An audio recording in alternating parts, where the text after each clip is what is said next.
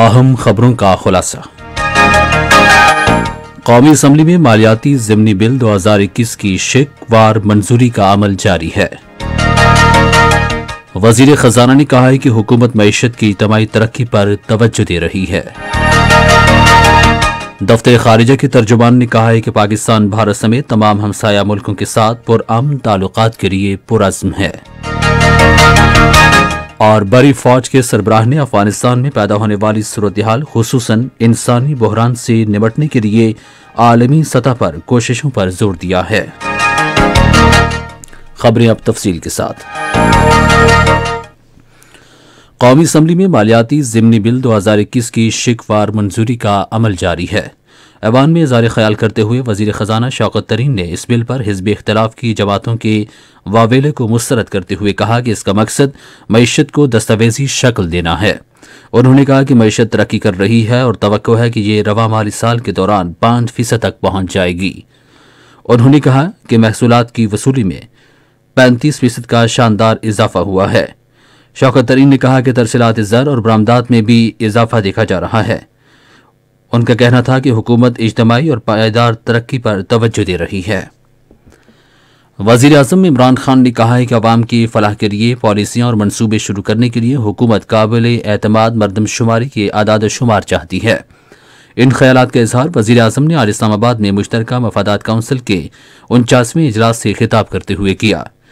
اجلاس نے 7ویں مردم خانہ شماری جائزہ کمیٹی کے قیام کی منظوری دی۔ کمیٹی مردم شماری کی سرگرمیوں کا جائزہ لے گی تاکہ اس عمل کو تیز، شفاف اور قابل اعتماد بنایا جا سکے۔ اس موقع پر وزیر اعظم نے مشترکہ مفادات کونسل کے اراکین کو کونسل کی مستقل سیکریٹریٹ کے قیام پر مبارکباد دیتے ہوئے کہا کہ اس سے وفاقی اور صوبائی حکومت کے درمیان مشترکہ کام کرنے کے جذبے کا اظہار ہوتا ہے۔ دفتر خارجہ کے ترجمان عاصم افتخار نے کہا ہے کہ پاکستان چینی صدر شی جن پنگ کی جانب سے پیش کیے گئے گلوبل ڈیولپمنٹ انیشیٹو کا خیر مقدم کرتا ہے، جو کہ پائیدار ترقی کے لیے اقوام متحدہ کے 2030 کے ایجنڈے پر عمل درآمد میں معاونت کے لیے ایک بروقت اور مثبت اقدام ہے۔ انہوں نے آج اسلام آباد میں ہفتہ وار نیوز بریفنگ سے خطاب کرتے ہوئے کہا کہ گلوبل ڈیولپمنٹ انیشیٹو عالمی وبا کے بعد معیشت کی بہتری کے ساتھ ساتھ دیر پا پائیدار ترقی میں معاونت کے لیے ترقی پذیر ملکوں سے تعاون کی نئی شاہراہیں کھولے گا۔ عاصم افتخار نے کہا کہ وزیر اعظم عمران خان چینی قیادت کی دعوت پر سرمائی اولمپکس گیمز بیجنگ 2022 کی افتتاحی تقریب میں شرکت کے لیے اگلے ماہ کی 3 تاریخ کو چین کا 3 روزہ دورہ کریں گے۔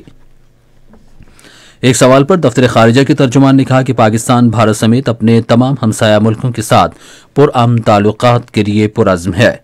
تاہم انہوں نے کہا کہ بھارت کی یہ ذمہ داری ہے کہ وہ مذاکرات کے لیے سازگار ماحول پیدا کرے۔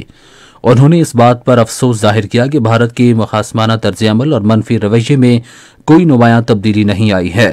ترجمان نے کہا کہ پاکستان تمام بین الاقوامی فورمز پر مسئلہ کشمیر اور مظلوم کشمیریوں کے حقوق کو اجاگر کرتا رہے گا۔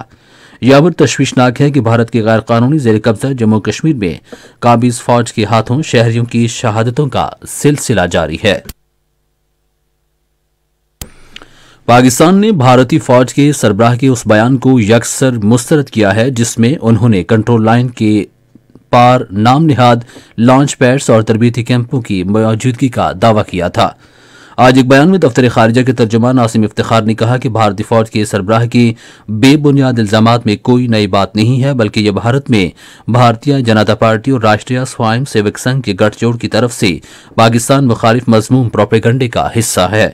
انہوں نے کہا کہ بھارتی حکومت اپنے جنگی جنون پر مبنی توسیع پسندانہ ایجنڈے کو آگے بڑھا رہی ہے، جس میں اکھنڈ بھارت کا پرفریب تصور شامل ہے اور یہ علاقائی امن کے لیے سنگین خطرہ ہے۔ بڑی فوج کے سربراہ جنرل قمر جاوید باجوہ نے افغانستان میں پیدا ہونے والی صورتحال خصوصاً انسانی بحران سے نمٹنے کے لیے عالمی سطح پر کوششوں پر زور دیا ہے۔ وہ پاکستان کے لیے امریکہ کی ناظم الامور اینجلا ایگلر سے گفتگو کر رہے تھے، جنہوں نے آج راولپنڈی میں ان سے ملاقات کی۔ ملاقات میں باہمی دلچسپی کے امور، افغانستان سمیت علاقائی سلامتی کی صورتحال اور مختلف شعبوں میں دو طرفہ تعاون کے بارے میں تبادلہ خیال کیا گیا۔ اور عالمی ادارہ صحت نے زور دیا ہے کہ آنے والے موسم بہار کے دوران کورونا وائرس اور سانس کی دوسری وباؤں کے ایک ساتھ پھوٹنے کو روکنے کے لیے تیاری کی جائے۔ عالمی ادارہ صحت کے ڈائریکٹر جنرل ٹیڈروس ایڈھانم نے کہا کہ گزشتہ ہفتے دنیا بھر سے عالمی ادارے کو کورونا وائرس کے 1.5 کروڑ سے زائد نئے کیسز موصول ہوئے ہیں۔